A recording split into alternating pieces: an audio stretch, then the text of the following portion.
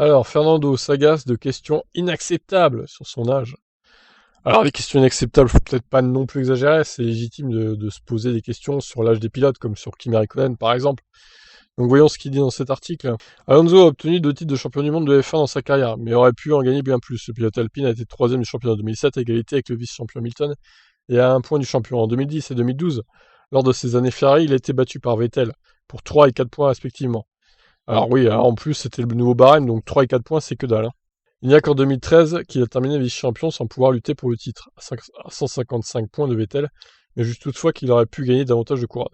C'est vrai, estime Alonso, j'ai été champion 2 fois et vice-champion 4 fois, et lors de 3 de ces 4 fois, il y avait moins de 3 points d'écart. Outre les titres, je me suis battu pour le championnat pendant 5 ou 6 saisons jusqu'à la dernière course, et durant cette dernière course, nous étions virtuellement champions au tour 20, 40, 50. Oui, il a même retenu les tours, quoi.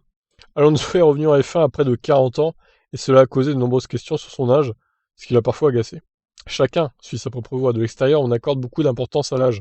Cette année, ça a été exagéré, les questions auxquelles j'ai dû répondre sur l'âge et les clichés que j'ai dû écouter me semblent totalement inacceptables.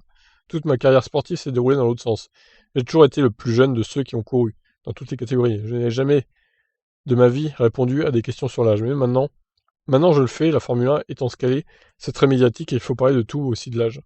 S'il venait à ne plus jamais lutter pour un titre mondial, Alonso pense que ce ne serait pas à cause de son âge, s'estimant encore en forme. Je ne sais pas.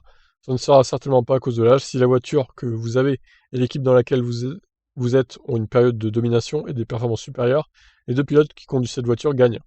Donc comme je l'ai dit, l'âge est totalement secondaire. Alors totalement, je dirais pas ça non plus.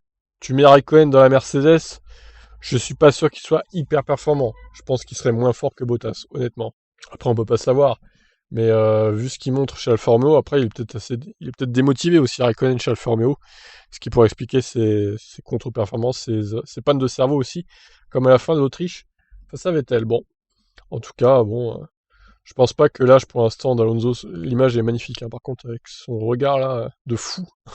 Donc, je pense pas que son âge soit un problème pour l'instant. Par contre, on va reparler fin 2022, fin 2023. Là, ça va commencer à tirer un peu, je pense, pour Fernando. Il sera peut-être temps d'arrêter sa carrière définitivement. Voilà, je vous laisse réagir. Bye bye.